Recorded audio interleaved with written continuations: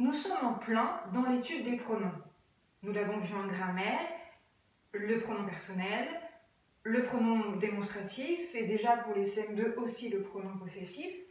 Et en analyse, eh bien, nous avons déjà regardé de manière très attentive l'analyse du pronom personnel et dans la leçon de grammaire, nous avons un peu regardé l'analyse du pronom démonstratif et du pronom possessif pour les CM2. Le pronom, nous l'avons dit, pronom veut dire qui prend la place du nom, qui remplace un nom. On utilise des pronoms dans des phrases pour éviter de faire des répétitions, pour alléger notre style. Le pronom relatif est aussi un pronom. Cela veut dire qu'il prend la place d'un nom. Et d'un nom qui va avoir un nom très spécifique, puisque le nom remplacé par le pronom relatif, c'est ce que l'on appelle l'antécédent. Donc, dans votre leçon que vous avez, vous pouvez compléter le pronom relatif.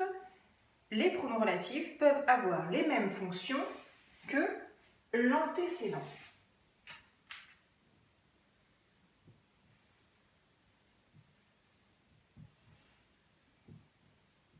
Je rappelle qu'à antécédent, il y a deux an. Le premier an AN de maman et le deuxième EN. Comme tous les autres pronoms, les pronoms relatifs peuvent avoir diverses fonctions. Alors, pour trouver la fonction d'un pronom relatif, il va falloir reformuler une partie de la phrase. On va commencer par faire ce que nous avons l'habitude de faire en analyse logique lorsque l'on analyse des propositions subordonnées relatives. Nous allons déjà commencer par remarquer les verbes de la phrase. S'appelle, tient. Nous allons aussi remarquer quel est le pronom relatif. Ici, c'est qui. Je vais encadrer les propositions. Je vous redis encore une fois mon conseil, lorsque vous encadrez les propositions, commencez toujours par encadrer les subordonnées qui commencent par le pronom relatif ou les conjonctions de subordination pour les CM2. Donc, qui, je vais commencer par qui. Qui s'appelle Mathieu? Voilà la subordonnée relative. Et la principale, cet homme tient une épicerie. Subordonnée relative, complément de l'antécédent, homme. Ce que je vais faire, c'est que je vais reformuler la subordonnée en remplaçant le pronom relatif par l'antécédent, qui disparaît et homme prend sa place. L'homme s'appelle Mathieu. Pour trouver la fonction du pronom relatif qui, je dois trouver la fonction de son antécédent dans la reformulation.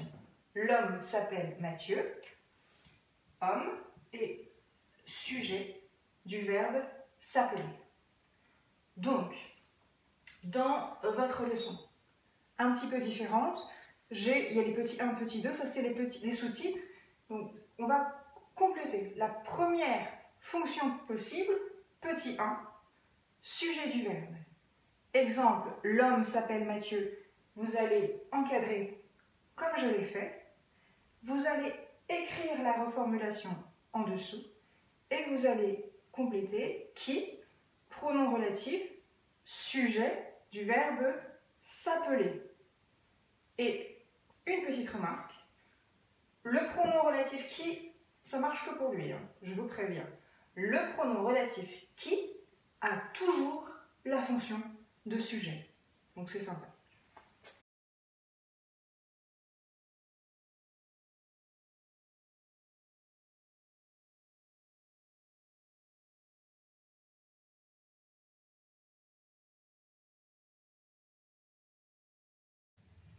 Est rencontré, est. J'entoure le pronom relatif, que. J'encadre les propositions,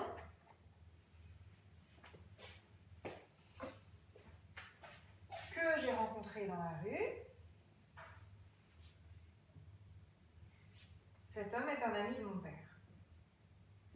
Que j'ai rencontré dans la rue, proposition subordonnée relative, complément de l'antécédent homme.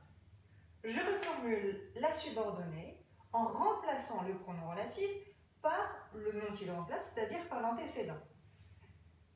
Cet homme, j'ai rencontré dans la rue. Ça, c'est pas français, c'est pas très élégant. Au niveau du sens, je ne peux pas forcément commencer. La proposition subordonnée relative commence par un pronom relatif, mais quand je vais reformuler, l'antécédent peut se trouver à un autre moment de la phrase. Cet homme, j'ai rencontré dans la rue, j'ai rencontré cet homme dans la rue.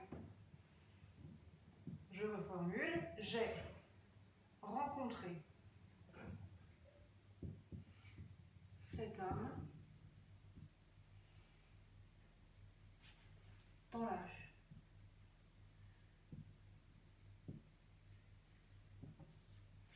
Je cherche donc la fonction du mot homme dans cette phrase reformulée pour trouver la fonction de que. J'ai rencontré cet homme dans la rue. Homme est COD du verbe est rencontré.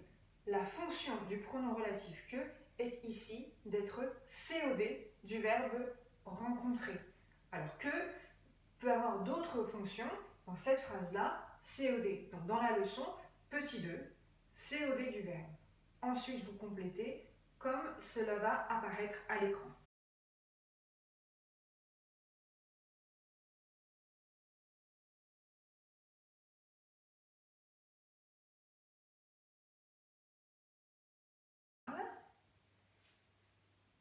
Est.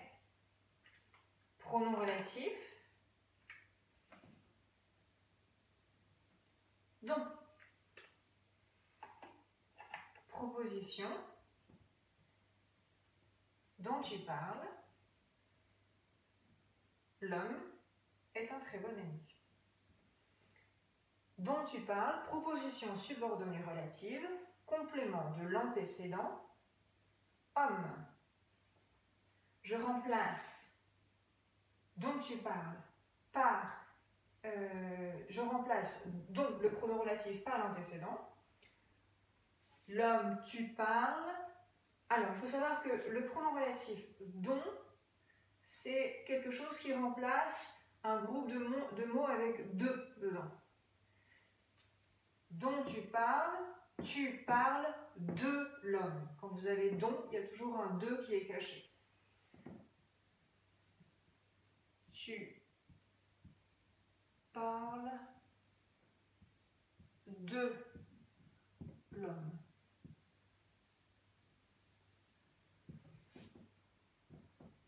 Homme, tu parles de l'homme. Homme, COI, du verbe parler. La fonction de dont est donc d'être COI du verbe parler.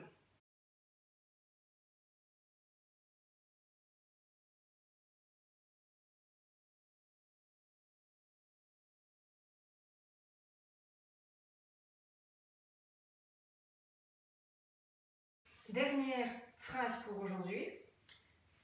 Le poète que tu es sera sensible à ce paysage. Les verbes est, es, sera. Le pronom relatif, on retrouve le pronom relatif que. Les propositions que tu es.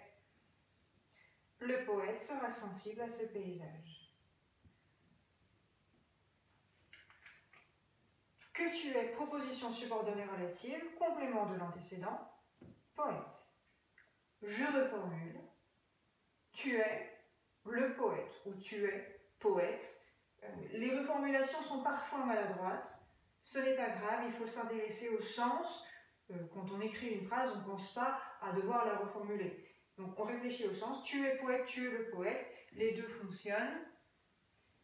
Tu es poète.